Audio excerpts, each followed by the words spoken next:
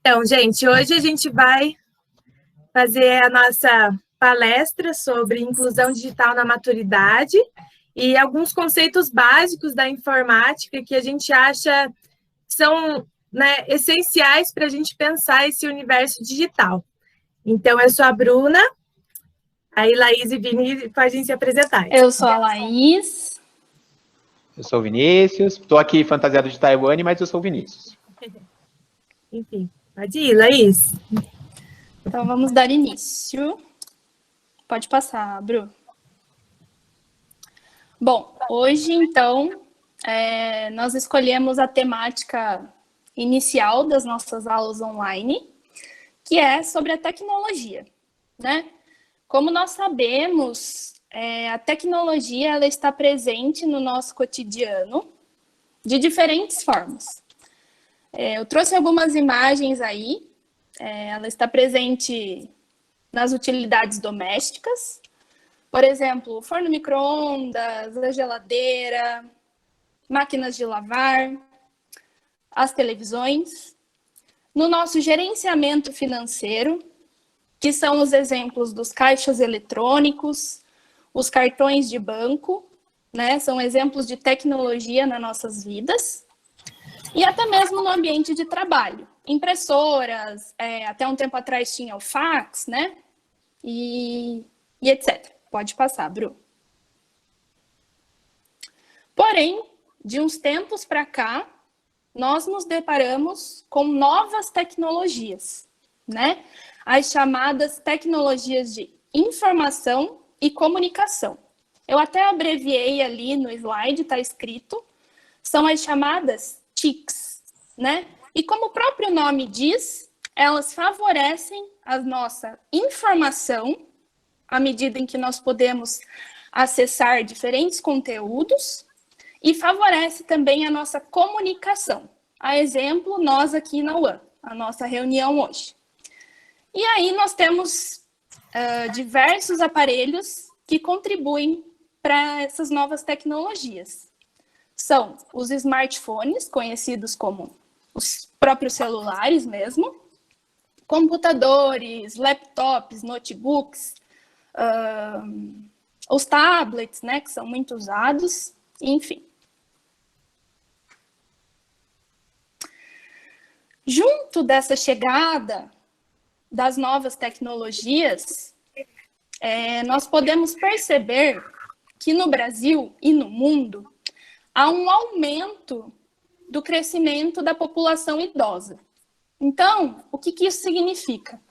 No Brasil, a população idosa, segundo o IBGE, consta que, em 1950, a população idosa no Brasil marcava um índice de 2,6 milhões.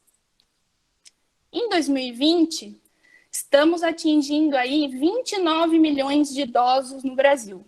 Já houve um grande crescimento. E em 2060, a estimativa é que esse número chegue a 73 milhões. Tudo assim, muito estimado, né? Mas a gente pode entender que o crescimento da população idosa, ele vem acontecendo e, junto disso, o aumento dessas novas tecnologias.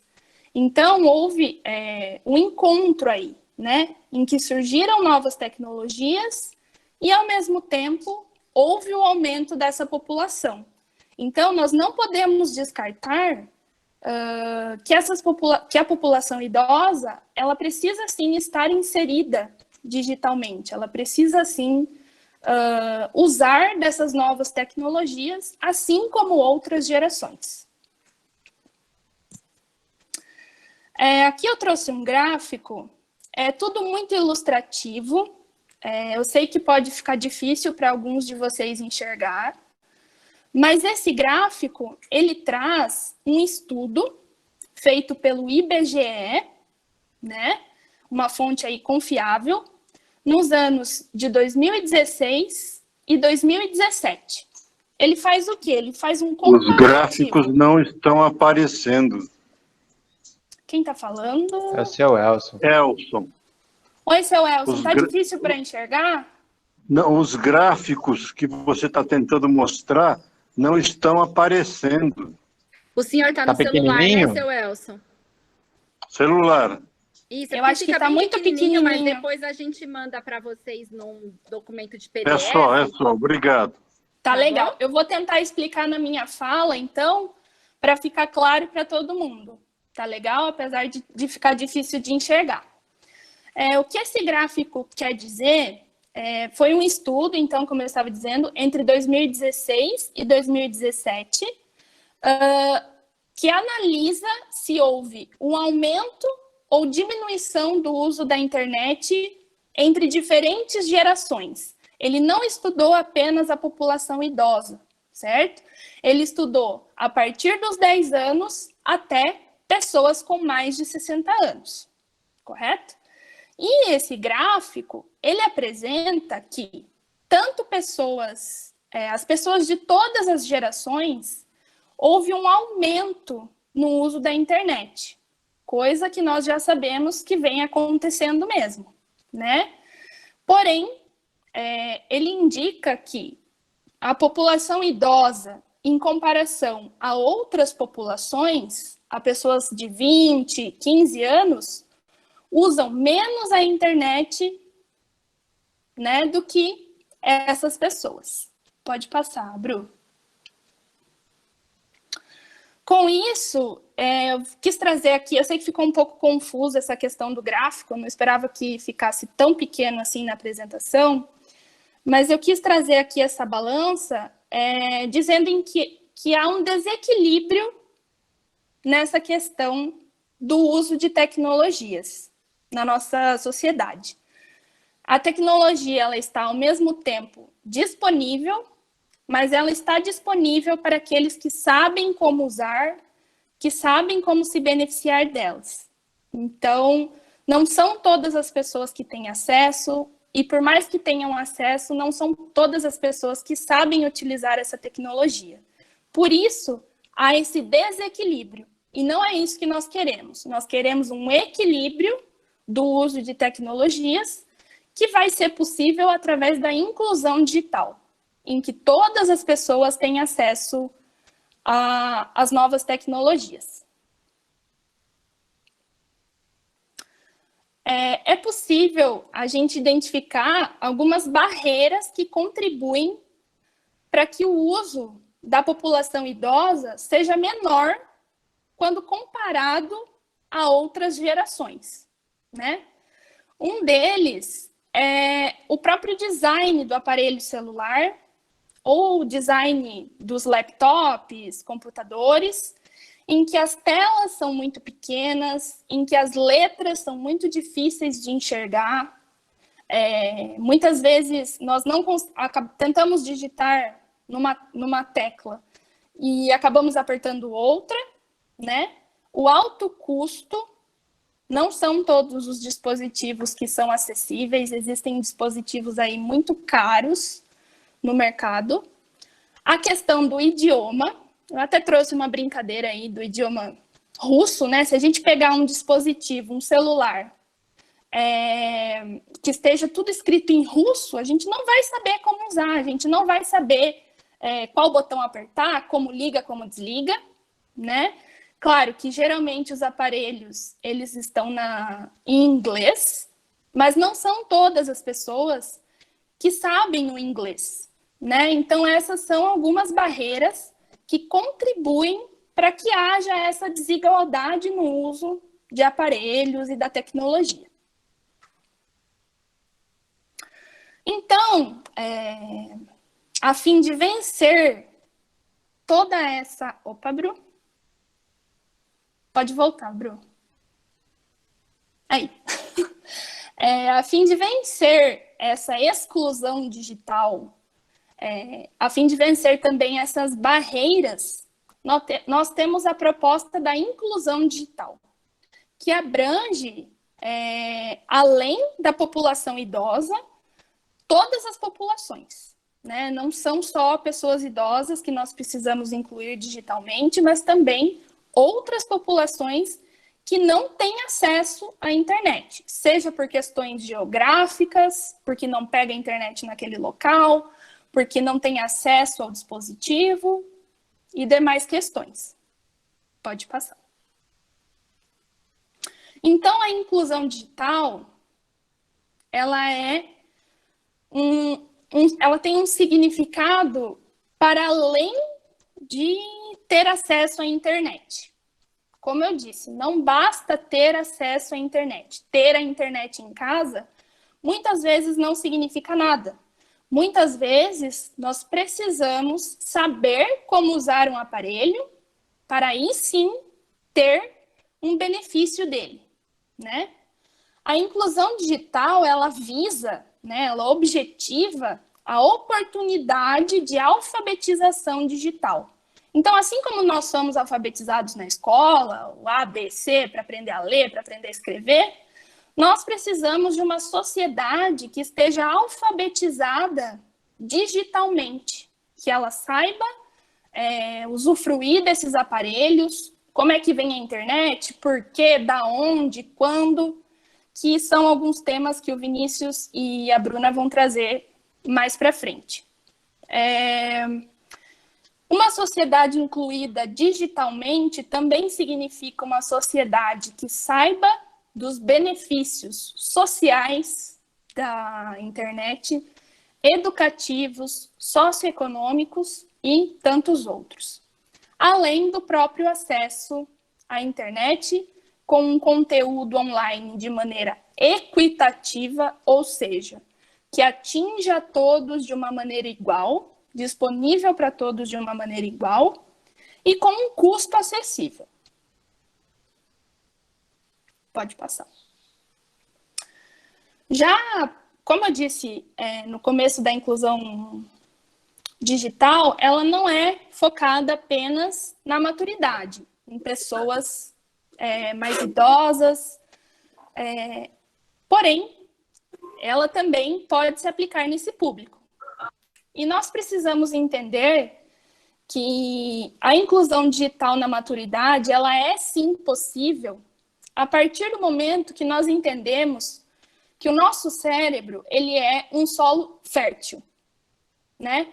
Sempre que nós plantarmos uma semente de engajamento, de coragem, para vencer novos obstáculos, vencer essas barreiras das tecnologias, vão sim surgir novos ramos de conhecimentos, de novas habilidades.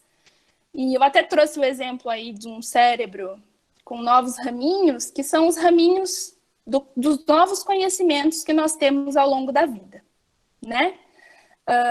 Então, essa capacidade do cérebro de aprender conforme desafios que nos são impostos e se remodelar com isso, é a nossa capacidade do cérebro chamada de plasticidade cerebral e cognitiva, a qual, muitas vezes, não é vista no idoso, mas é comprovado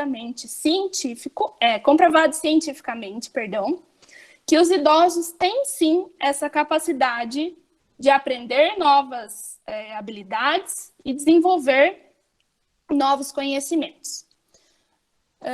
Aí eu coloquei ali no final, ainda que precisem de suporte ambiental, né? Um suporte ambiental que a gente pode citar, um exemplo, os tutoriais que nós enviamos para vocês. Então, muitos tinham dificuldade de entrar no Google Meet, né?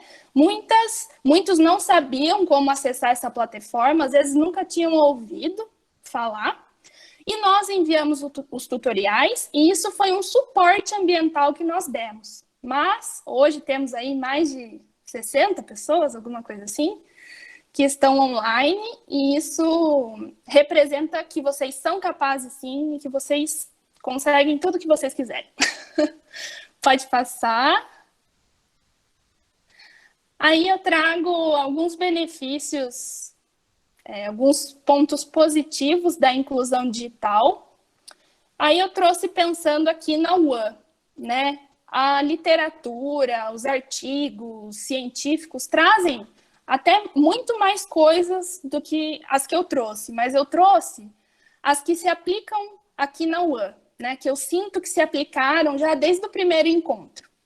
Então, o benefício da interação social, a gente está aí vivenciando um momento de distanciamento, mas que nós pudemos nos encontrar, pudemos nos rever e nos conhecer, pessoas que não se conheciam ainda. O benefício da manutenção cognitiva, então manter um cérebro ativo. Já existem dados que comprovam que a inclusão digital pode contribuir com isso. Na educação, temos aqui as nossas aulas, temos aí um cronograma recheado, né, de dias voltados para a temática da educação, né, do ensino remoto. A questão do bem-estar, né, é tão gostoso quando a gente aprende uma coisa e a gente consegue, isso mexe com o nosso senso de competência.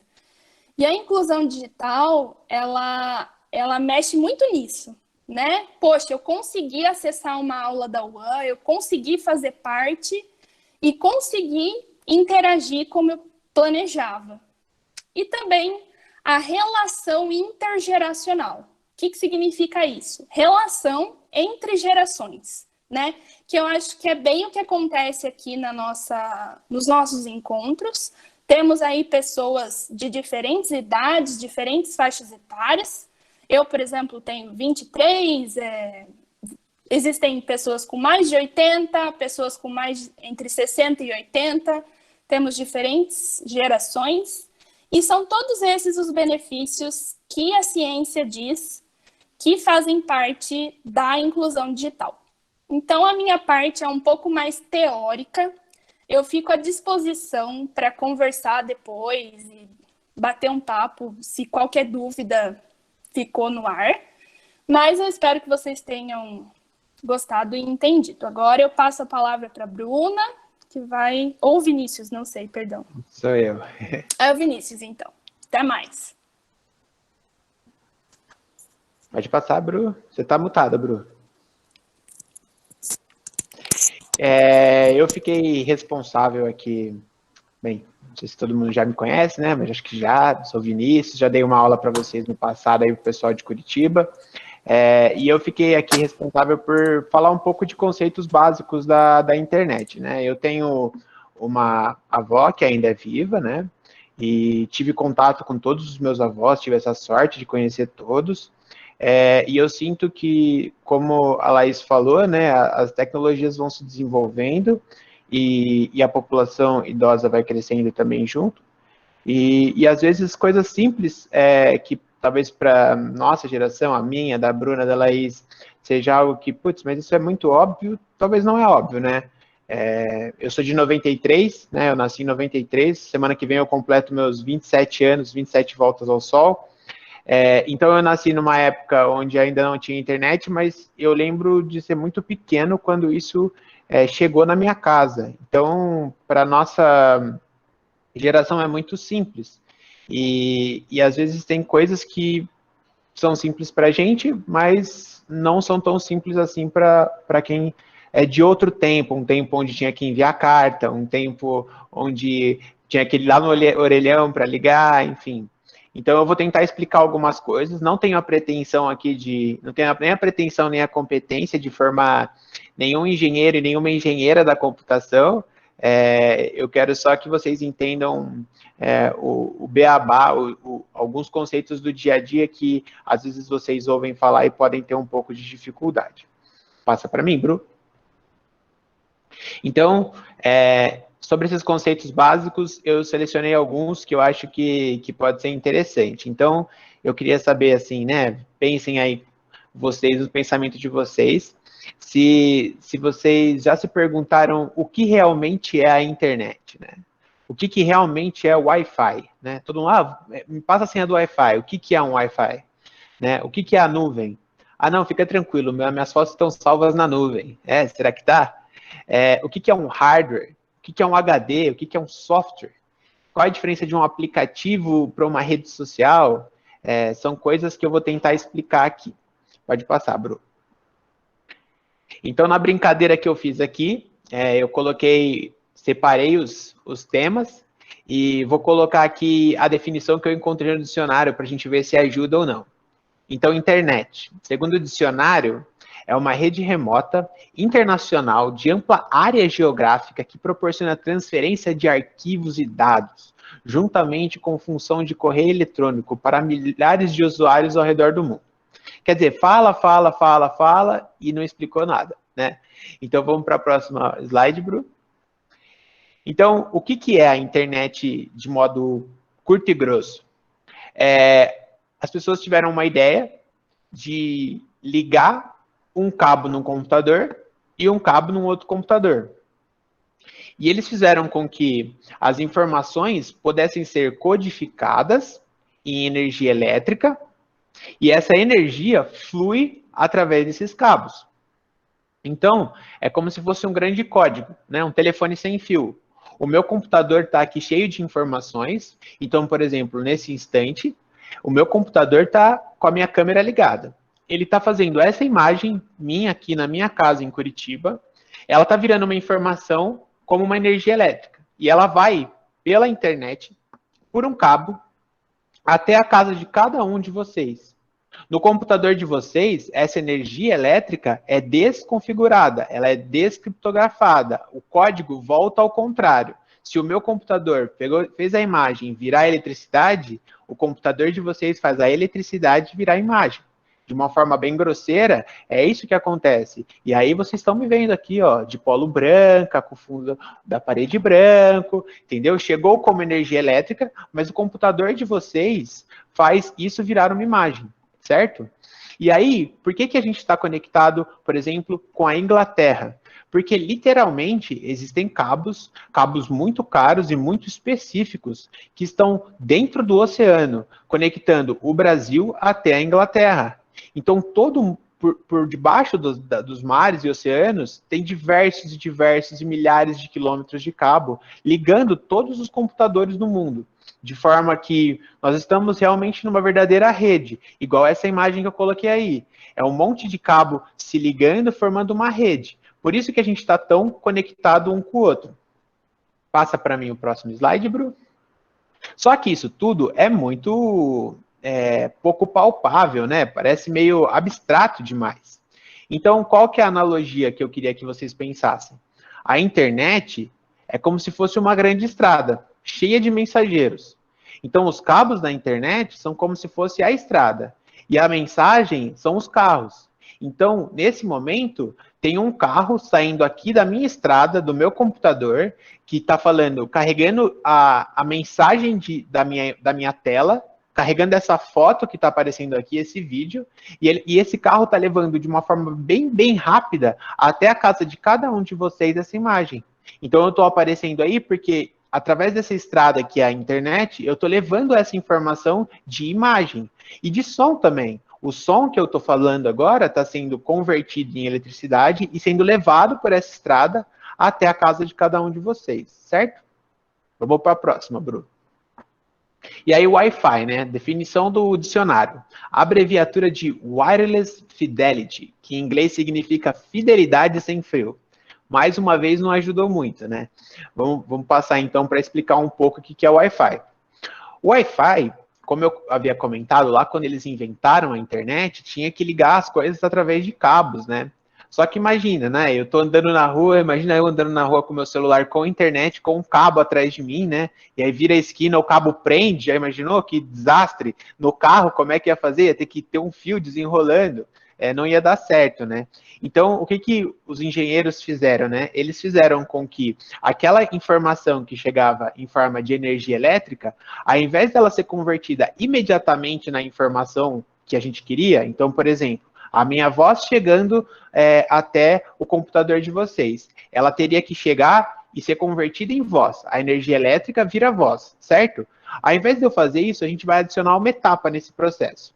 No meio do caminho, a gente põe um aparelhinho, que é esse aparelhinho aí que está na imagem, né? Que é um roteador Wi-Fi. Aí olha que inteligente.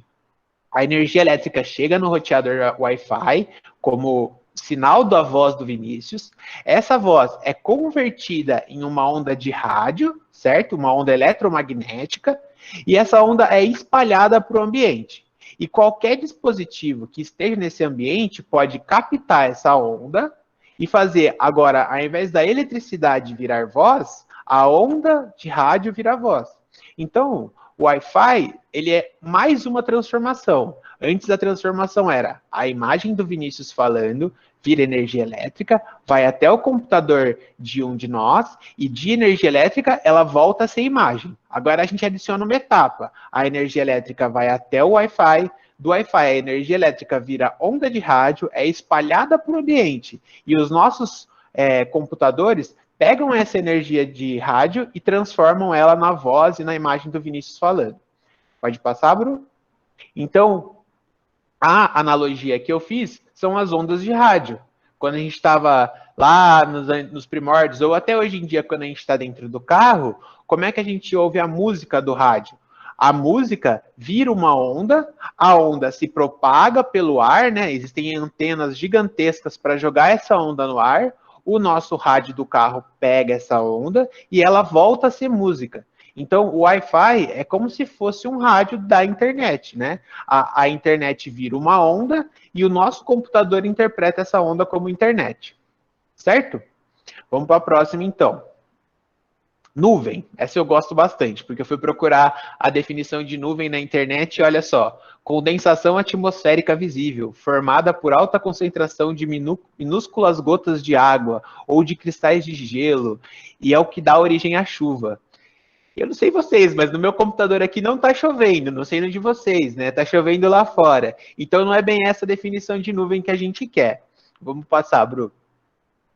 A nuvem, na verdade, ela é um nome bonito para um lugar, né? Como se fosse um armazém, onde uma empresa armazena os seus dados.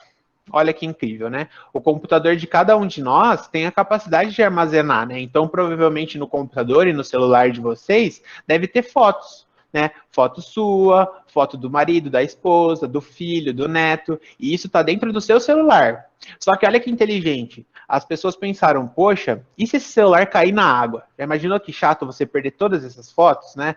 Uma foto que você tirou, não dá para tirar de novo, né? Você pode até tentar, mas não dá para voltar no tempo. E aí, o que eles pensaram? Poxa, vamos comprar uma sala, vamos alugar aqui uma sala e colocar um monte de armazenador de foto aqui.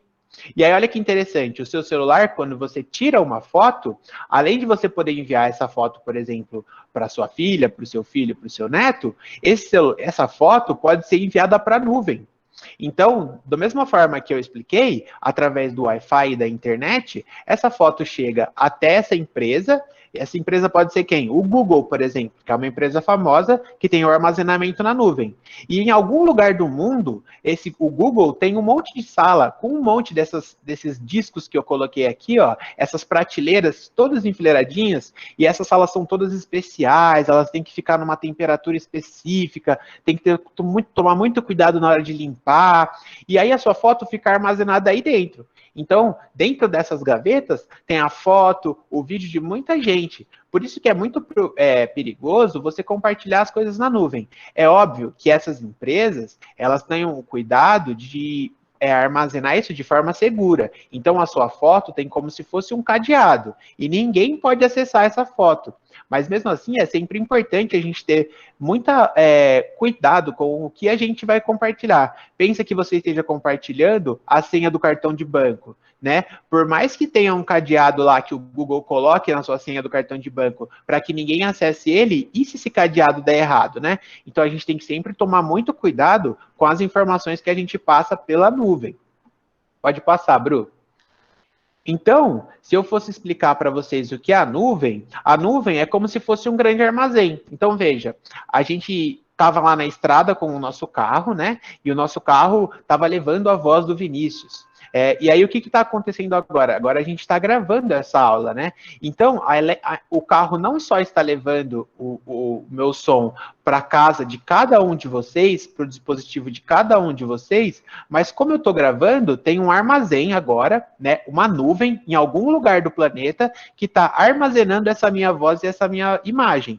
E daí depois, eu posso ir lá nesse armazém e falar, oi, eu quero essa imagem e essa voz, eu quero esse vídeo, e eles vão me dar isso. né? Então, a nuvem, quando alguém fala assim, eu coloquei a foto na nuvem, a nuvem é um grande armazém de informações, de diversas informações que estão lá, protegidinhas. Pode passar, Bru. Aí vem essa difícil, né? Hardware, falando em inglês, né? Que hardware é aquilo que é duro, né? O pessoal da informática brinca que hardware é aquilo que você chuta quando você tá com raiva, né? Então, quando você tá com raiva que o computador tá lento, você chuta a lata do computador, né? Então, quando a gente vê no dicionário, fala que hardware é o conjunto de unidades físicas, componentes, circuitos, mecanismos que compõem um computador e seus periféricos.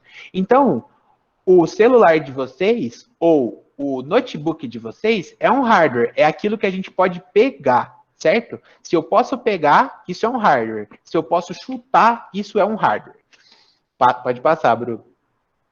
Então, aí tem vários exemplos. O celular é um hardware, o notebook é um hardware. E dentro desse hardware, ou seja, dentro dessa máquina, que é algo físico, existe uma peça específica que chama HD, que em inglês significa disco rígido. E essa peça é a peça responsável por armazenar as fotos que eu tinha dito. Tanto lá na nuvem, quanto no seu celular, né? A sua foto, a foto do seu neto, está salvo no seu HD, né? O HD é um dos componentes do hardware. Então, o seu computador é um hardware e dentro dele tem um HD, né? Uma parte dele é dedicada a guardar as informações que você produz nele. Pode passar, Bruno. Então, se a gente pensar numa analogia, o hardware é como se fosse uma casa, né? Como se fosse a nossa casa. Se você quiser chutar a parede da sua casa, você consegue. Então, é um hardware, né? Se você não conseguir chutar, não é um hardware. E dentro da nossa casa tem um monte de armário, onde a gente guarda um monte de coisa. A casa não é só feita de armário, a casa tem cama, tem sofá, tem televisão, mas tem armário que é onde a gente armazena nossas coisas. E onde a gente armazena é o HD, né? Então, o hardware é a casa, que você pode chutar, e o HD é o armário onde você guarda as informações que você deseja, que você guarda o seu produto de limpeza, que você guarda o arroz que tá caro, que você guarda o feijão que tá caro, enfim, essas coisas. Pode passar, Bruno. E a última coisa que eu decidi explicar para vocês esclarecer é o que é o software, né? O hard, em inglês, é aquilo que é duro. Soft, em inglês, é aquilo que é macio, que é carinhoso. Então, a gente brinca que hardware é aquilo que você chuta quando você está com raiva. Então, se eu estou com raiva, eu chuto o computador. E software é aquilo que você xinga o programa. Então, veja, o Google Meet, que a gente está usando agora, é um software, né? Porque você não consegue dar um soco no Google Meet. Se você tentar dar um soco nele, você vai acertar o seu computador. Então, software é aquilo que você xinga e hardware é aquilo que você chuta. Então, a definição de software pelo dicionário é qualquer programa de computador, especialmente com equipamento audiovisual, para uso de equipamento audiovisual. Então, veja, o nosso Google Meet aqui é um software.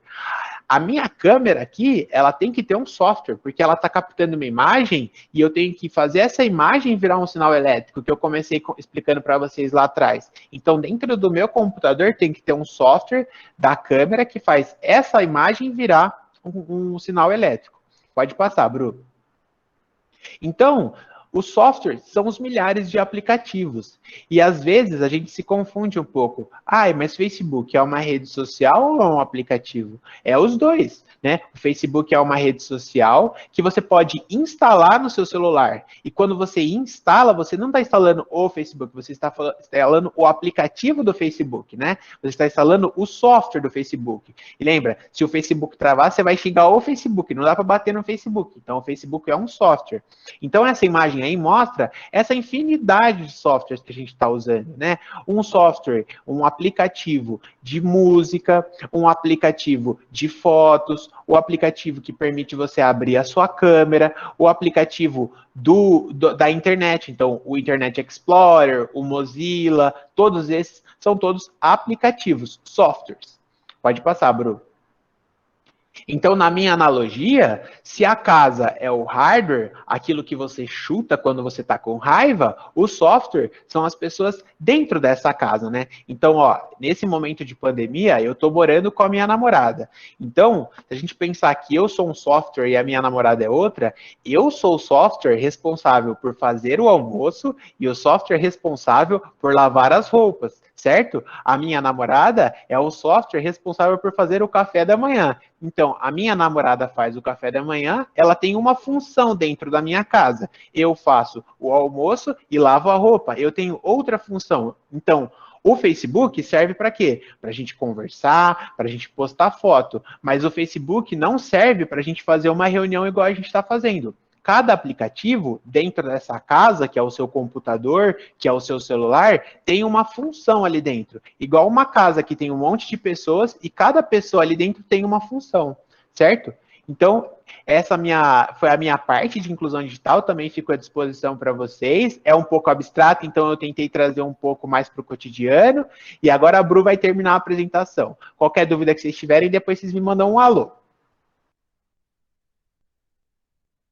Você tá mutada, Bru.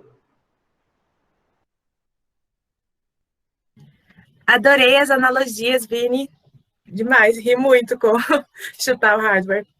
Enfim, vamos lá para a minha parte. Então, eu selecionei para vocês, né, alguns conceitos e algumas coisas que são interessantes para a gente pensar a internet, o computador, desse lado mais reflexivo, né? Tem o microfone aberto aí. Quem que... Aí. Já botei, já. Beleza. Então, vamos lá.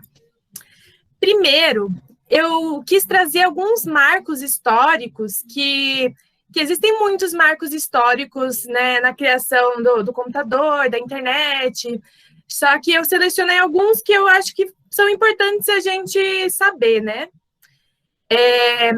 O computador, ele já existia antes de ser digital, tá? Eu coloquei aqui a criação do computador digital em 1945, mas existiam uns computadores análogos, que o computador, a função básica dele é computar, né? E só que aqueles computadores antigos, eles computavam números, códigos, né? E essa visão que a gente tem hoje de um computador começa, né, a se desenvolver a partir desse computador digital, né? Enfim. ENIAC foi o primeiro computador eletrônico em larga escala. Antigamente, né, em 1945, a gente tem duas fotos aqui, a do John Eckert e o John Macaulay, que são os desenvolvedores do computador, e essa outra foto, que é esse computador em funcionamento, né? Era uma máquina gigantesca, né? E o que o computador fazia naquela época? Eles integravam energia, né, elétrica no computador para distribuir e registrar esses números, né? Então, o ENIAC, ele era uma grande calculadora, e ele funcionou por aproximadamente uns 10 anos, né? Só que a capacidade dele, desse tamanho, hoje, pode ser comparado a uma calculadora digital de mão, porque a tecnologia, ela se expandiu muito, né? Nesses últimos 1945, a gente está em 2020, esses últimos 65 anos, desculpa, gente. Eu sou de artes visuais. Enfim, vamos lá. Agora, um outro marco histórico que eu, na verdade, ia trazer um documentário para vocês, só que eu vou passar ele depois da apresentação, sobre o nascimento da internet, que aconteceu na Universidade da Califórnia. A internet, antes de ser isso, né, que enfim, o Vini explicou, sobre, né, a questão de transmissão de mensagem, ela aconteceu, na verdade, em 1969, com essa máquina, né, chamada ARPANET, que criou essas bases dinâmicas para a gente pensar essa troca de informação digital, né? Porque todas essas criações tecnológicas, elas vieram de longos processos de pesquisa principalmente acadêmica, né? A ideia dessa troca de mensagens é porque se a gente for pensar no desenvolvimento da ciência antes dos computadores, tudo era em livros, tudo era escritos, TCCs, né? Então, tudo era mais lento. Hoje em dia, a gente consegue mandar um documento, mandar uma pesquisa para a China, né? Se a gente quiser fazer um trabalho, até a questão do desenvolvimento da pesquisa do Covid hoje em dia, né? O que seria da gente se a gente não tivesse essa tecnologia ao nosso dispor para conseguir procurar e conseguir desenvolver uma vacina, né? Enfim. Outro marco importante é o World Wide Net. É importante pensar que a internet, ela surgiu em 69, mas ela não estava disponível ainda para nosso uso pessoal. Foi somente em 1989 que o Tim Berners-Lee, ele, né, idealizou a World Wide Web. O que significa isso, né? É transformar, né, essa transmissão de dados e informações em algo global, né? Todo mundo ter acesso a essa ferramenta, que a internet, a base dela é a comunicação de dados, né? Se você for pensar que nem o rádio ele consegue enviar o som, né? A fotografia, a imagem. E, enfim, e aí o www, que está escrito normalmente no nosso endereço, surgiu por causa desse cara, né? Enfim. E aí eu trouxe um outro marco histórico que eu achei muito interessante, que é o Marco Civil da Internet, que, na verdade, ele é muito recente. Ele foi legalizado em 2014, que é uma lei que regula o uso da internet numa esfera pública, né? Então, quer dizer, todo mundo tem garantias, tem direitos e deveres para usar a internet. A gente tem que usar com responsabilidade, existem crimes virtuais, a gente tem que saber, né, essas regras desse universo em que a gente navega, porque a gente compartilha isso, né? É algo coletivo. Enfim. E aí, se vocês quiserem, eu vou passar o slide depois para vocês e dá para dar uma olhada na lei ou pesquisar sobre ela. Às vezes, ler a lei direto é um pouquinho chato, mas a gente pode, enfim. Agora, eu vou mais para um lado filosófico.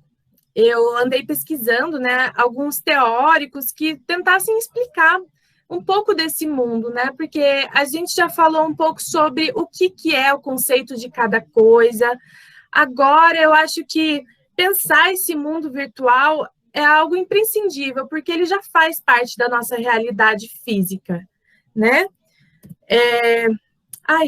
Ficou meio errado aqui o slide, mas eu vou falar sobre um conceito que é de um autor chamado Pierre Levy. Ele vai explicar que para surgir essa realidade, esse mundo virtual, primeiro a gente tem que ter um mundo, né?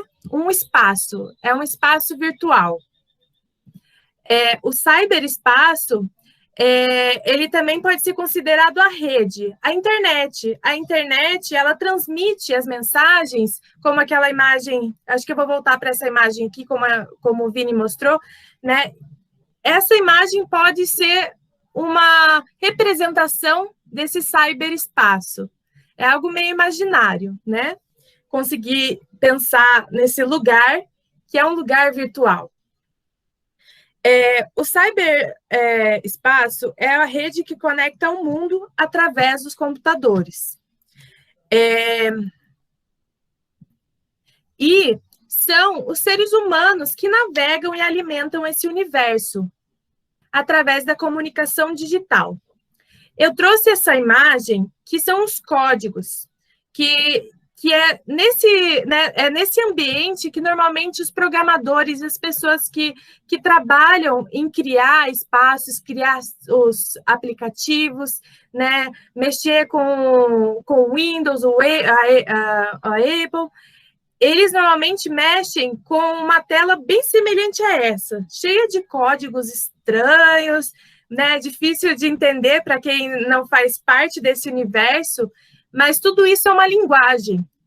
E é através dessa linguagem de códigos que eles constroem, né?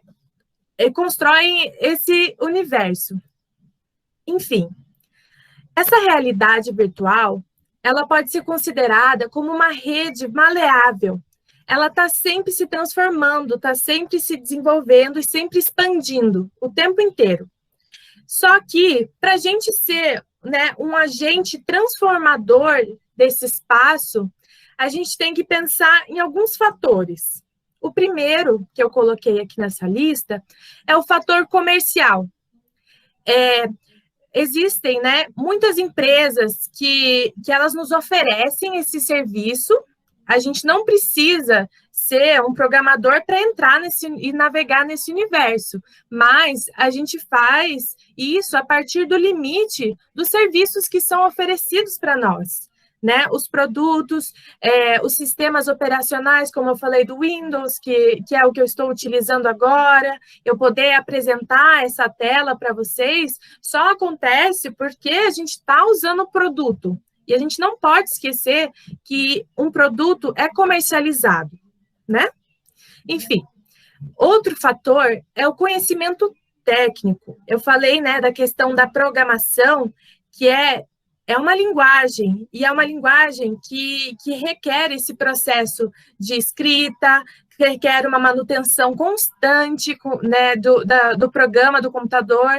A pessoa que trabalha com isso, ela não só cria algo, mas ela gerencia, porque quando está no mundo, quando as pessoas estão interagindo com esse programa, esse produto, coisas podem acontecer e, às vezes, as coisas podem sair fora do controle e mesmo sabendo essas linguagens, né, tendo esse conhecimento, é um universo que está em constante transformação, né?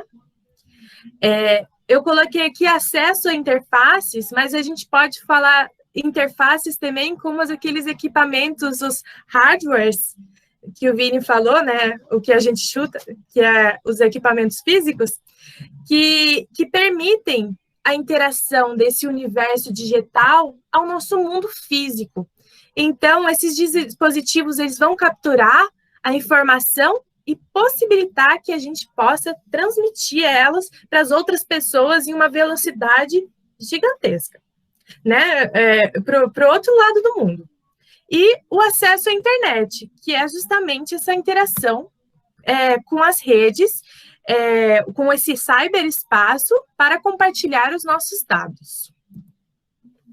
Agora, eu gostaria que vocês visualizassem, né, além dessa questão do cyberespaço, que é esse espaço virtual, ele é um espaço que ele só existe porque nós, seres humanos, construímos ele, né? Então, a gente está mudando e transformando ele o tempo inteiro. E isso é a cultura. A cultura significa nada mais, nada menos do que a gente cultivar novos hábitos, novos comportamentos sobre algo. E o cyber significa esse virtual. Enfim, o conceito é pensar esses impactos socioculturais resultantes da interação da sociedade, a nossa cultura, tanto física como a cultura virtual, que hoje a gente consegue ver, né, impactando nas nossas vidas reais, a partir dessas novas tecnologias, né? Esse conceito surgiu em 1970, graças à convergência das telecomunicações com a informática. Então, a internet é juntar a comunicação e juntar a informática, e criando essa cybercultura. Aí eu coloquei um autor que eu gosto muito, que é o filósofo Pierre Levy, que ele vai explicar em 1999 o que é a cybercultura, né? Ele vai falar que ela se expressa a partir do surgimento desse novo universo, diferente de todas as formas culturais que a gente já viu antes, no sentido que ele se constrói de uma forma indeterminada, né? E de uma forma global. Por mais que existam programas, por mais que existam, né, o comércio, a questão financeira, os governos, ele ainda é algo misterioso para a gente, né? Eu não consigo imaginar ainda o que vai ser 2060, como que vai estar esse mundo virtual, né? E o quanto que ele vai impactar na nossa realidade física. Outro conceito é a interconexão, que é essa questão da troca... Opa, tem alguém com o microfone ligado.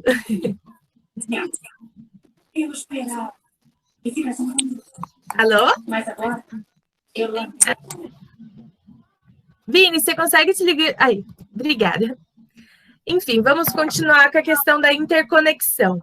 A interconexão é o conceito de troca de informações, né? A internet, ela possibilitou que a gente se conectasse, né, com o mundo inteiro. Inclusive, essa reunião que a gente está tendo só é possível por causa dessa interconexão, que realmente quebra barreiras, né? A gente realmente consegue trocar informações, mas a gente não pode se esquecer que esse universo, ele ainda né?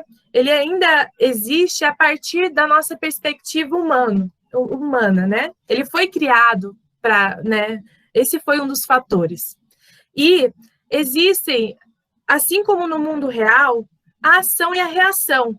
Porque por mais que a gente acredite que se não é físico, os impactos das ações virtuais, eles não são reais, isso é uma percepção muito errada, porque tudo que a gente faz no mundo virtual, ele causa um impacto. Pode ser virtual e ele pode chegar ao mundo físico, né? Então, existe muito o nosso discernimento e a nossa responsabilidade de agir e existir nesse espaço. Eu coloquei aqui alguns impactos que eu encontrei nessa pesquisa, né? Sobre essa interação entre a nossa realidade e entre esse mundo virtual. Para os impactos positivos, eu coloquei, primeiro, a interatividade digital, as redes sociais, a gente poder estar tendo essa aula virtual, por mais que a gente esteja todo mundo em casa, isolados, a gente conseguir ter essa interação, né, que às vezes ameniza um pouco a nossa saudade, ameniza um pouco, né, enfim, a nossa solidão. A quebra de barreira demográfica também é uma questão muito forte, né? A internet é um espaço infinito. Depende, né, da quantidade de memória que os nossos computadores e as grandes computadores conseguem suportar, mas assim, é algo tão gigantesco que enfim, a gente não consegue, às vezes, visualizar esse outro lugar, né, que é esse universo virtual. Mas a gente não pode deixar de esquecer que, se não fosse por ele, essas quebras de barreiras demográficas, né, eu não consigo também imaginar o que seria, né, da nossa vida sem a internet hoje em dia.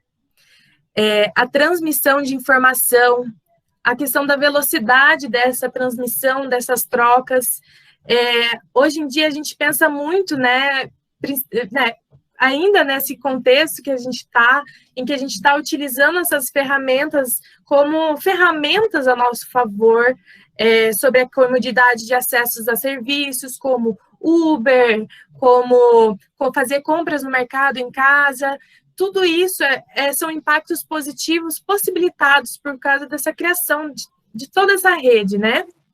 Mas, ao mesmo tempo, nós não podemos nos esquecer que também existem impactos negativos, como a dependência da internet, principalmente na adolescência.